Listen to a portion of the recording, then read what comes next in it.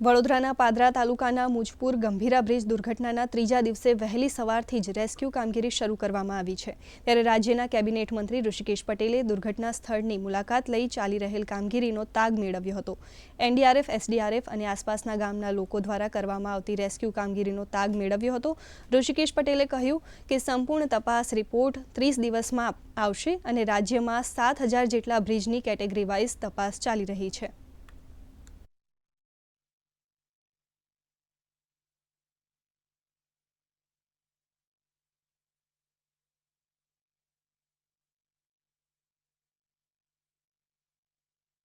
काफी कुछ लोगों को रेस्क्यू करके निकाल भी लिया है और साथ में जो डेड बॉडी थी उसको भी निकालने का सराहनीय काम किया है। वहीवटी तंत्र करीबन 1 घंटे के अंदर सब पहुंच गया था। इस हिसाब से और आज इसी वक्त सभी जो जितने भी लोडेड ट्रक थे, पिकअप थे, सबको बाहर निकाल लिया गया है। फर्स्ट इंफॉर्मेशन रिपोर्ट आया, टेक्निकल टीम भी भेजी थी, वहीवटी टीम भी भेजी थी।